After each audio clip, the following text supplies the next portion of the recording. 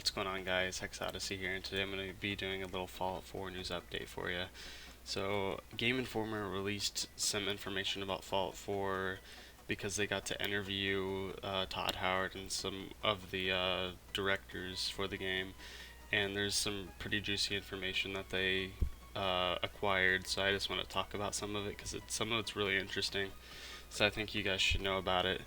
First off, Todd Howard hasn't even seen everything in the game, which is crazy because he is the lead director of the game. I don't even, when I heard this, I was like, this must be like the biggest game of all time. Another thing is, one of the lead programmers, I think, he said he's played over 400 hours of the game and he hasn't even seen everything. Like, he's found new missions, like, after that 400 hours, which is ridiculous because that it must be bigger than Skyrim then, which is insane because Skyrim's the biggest game I've ever played, uh, like mission-wise at least. And something else that was really cool that we learned from Game Informer is that story options will be immense, which means that basically, if let's say you screw up what you want to do in a story, they don't want you loading back. It's actually gonna like lead you on a different path, so it's actually gonna like the decisions you make are actually going to affect stuff, which is really interesting because usually in old Fallout games it'd be like you have two ways to go, and if you screw one up, you're just going to have to load back, which is really kind of monotonous and boring. So I think it's really cool that they're doing more story options and more paths in the missions. Another thing that they're going to be implementing into the game is weather patterns, which we've never seen in Fallout.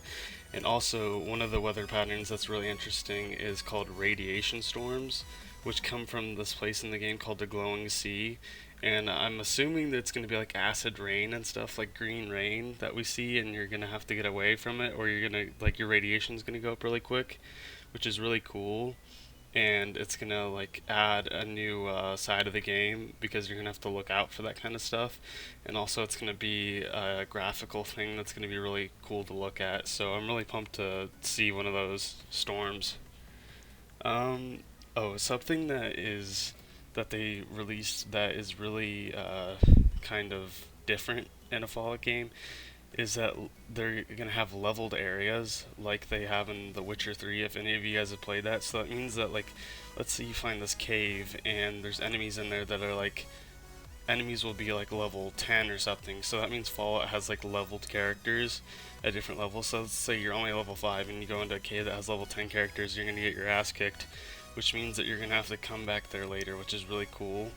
Some people might not like that, but I think it's going to work out. I think a Fallout game it would work out really well in, because it kind of reminds me of The Witcher 3, it being an RPG first off, and I think The Witcher 3 is a great game anyway, so I don't see how they can go wrong doing that. Um, Something really cool that we learned is also that there's going to be new modes of transportation, so it's not going to be just like you fast travel everywhere. There's also vertibirds, which is really cool, and we've never been able to do that. A vertibird's basically like a gunship from like the Enclave or the Brotherhood of Steel, so I think it's really cool that you're going to be able to actually fly in with those. And also, if you guys watch the trailer, you can actually use the gun in it, which is really awesome, and Dogmeat can get in there, which is really cool as well. So that's just a few of the Game Informer things we have. Another one that they released is that Dogmeat can't die, which I'm really happy about because I remember when I played Fallout 3, Dogmeat died constantly, and I would always be loading back, and it just annoyed the hell out of me. So I'm really glad that they're going that path, which is more like a Fallout New Vegas sort of thing.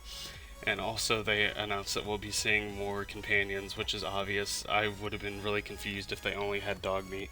So I'm really happy that we're going to see more companions. Hopefully a lot. Hopefully more than Fallout New Vegas. And that game had a lot as well. The final bit of information that we learned is about mods, and it says the modded version won't delete your save files, which is really cool because usually when you would play the game on PC like Fallout 3, when you'd mod it, it would just delete the rest of your old saves. So it'd be like if you had a really cool vanilla run of the game, it would completely delete it. So I'm really glad that they're doing this because then when you put mods in, it'll won't just get rid of your vanilla run. So I'm really happy that they're doing that. I hope you guys enjoyed the information that I have for you. If you want me to do more of these videos, please just like it.